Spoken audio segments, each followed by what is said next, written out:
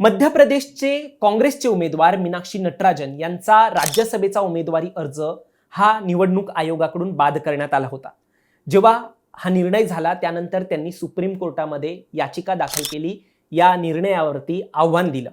पण मंडळी, आता त्यांना सुप्रीम झटका मिळालेला आहे। सुप्रीम कोर्टाने देखील त्यांची याचिका ही फेटाळली आहे। आता नेमकं हे प्रकरण काय आहे, याचिका का फेटाळण्यात आली आहे, त्याचं कारण काय दिलंय आणि या सगळ्यामध्ये काँग्रेसला कसा झटका मिळालाय आणि भाजपला कसा फायदा झालाय, हेच आपण या व्हिडिओच्या माध्यमातून जाणून घेणार आहोत। दरम्यान तुम्ही चॅनलवर नवीन आलाय तर लगेच सबस्क्राइब करा प्राईम टाइम महाराष्ट्राला, कारण असे राजकीय घडामोडी आणि घडामोडींमागील राजकारण आम्ही नेहमी तुमच्यासाठी घेऊन येत असतो। माझं नाव ओमकार साळवी आणि या विषयाला आपण सुरुवातीपासून सुरू करूया। तर मंडळी, जर तुम्ही निवडणूक लढवत असाल तर एक नियम आहे, निवडणूक आयोगाचा नियम आहे, तुमच्यावरती जर कोणते प्रलंबित फौजदारी खटले असतील तर ते तुम्हाला जाहीर करणं हे बंधनकारक आहे। भाजपचे उमेदवार आहेत महेश केवट यांनी नटराजन यांच्या अर्जावरती अशाच प्रकारचा एक आक्षेप घेतला। त्यांचं म्हणणं होतं की एक प्रलंबित खटला जो आहे तो नटराजन यांनी त्यांच्या अर्जामध्ये मांडला नाही। एका न्यायालयामध्ये नटराजन यांच्या विरोधात गुन्हेगारी स्वरूपाचा खटला प्रलंबित असून प्रतिज्ञापत्रात उल्लेख नसल्याचा एकूण त्यांनी हा दावा केला। आता मंडळी, हे सगळे आरोप जे आहेत ते काँग्रेसने तरी फेटाळले।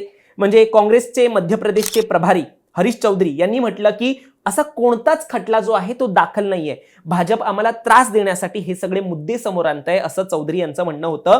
आणि त्यांनी असं देखील म्हटलं की नटराजन यांना फक्त कारणे दाखवा नोटीस बजावण्यात आली होती, हा दावा चौधरी यांनी केला। जे प्रभारी आहेत हरीश चौधरी त्यांनी केला, त्यामुळे अर्ज फेटाळण्याची जी एक प्रक्रिया पार पडली होती ती त्यांनी मागे घेण्याची मागणी त्यावेळेला केली होती। पण त्यावरती मग अखेर कोर्टामध्ये जाणं हे काँग्रेसला बंधनकारक झालेलं।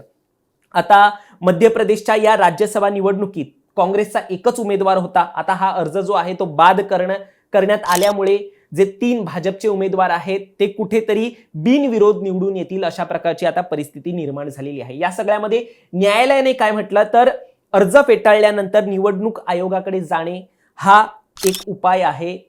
अशामध्ये कुठले म्हणजे न्यायालयाचा असा कोणताही निकाल नाहीये ज्यामध्ये आम्ही हा अर्ज बाद झाल्याचा जेव्हा टप्पा येतो त्यावरती आम्ही कुठेतरी हस्तक्षेप केलेला आहे, अशा प्रकारे कोणतंच एक तुम्हाला प्रकरण अगोदरही सापडणार नाही, अशा प्रकारे न्यायालयाने म्हटलंय। आणि या प्रकरणात थेट रीट याचिकेवर सुनावणी होऊ शकत नाही।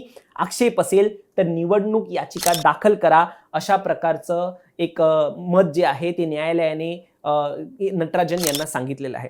आता ही तिसरी जागा जी होती त्यासाठीच काँग्रेसने राज्यसभेचा अर्ज भरलेला, नटराजन यांच्या मार्फत हा अर्ज भरण्यात आलेला होता। पण मंडळी, आता संख्याबळ पुरेसं असून देखील हा अर्ज बाद झाल्यामुळे मोठा जो बॅकलॅश जो आहे तो काँग्रेसला आता मिळालेला आहे। एकूणच संपूर्ण प्रकरणावरती न्यायालयाने देखील याचिका जी आहे ती फेटाळून लावलेली आहे। आता या सगळ्यावरती भाजपचे उमेदवार बिनविरोध निवडून येणार आहेत, त्यामुळे हे संपूर्ण प्रकरण विरोधकांसाठी मोठा सेटबॅक आहे। तुम्हाला या सगळ्यावर काय वाटतं, तुमचं मत देखील आम्हाला कमेंटमध्ये नक्कीच सांगा।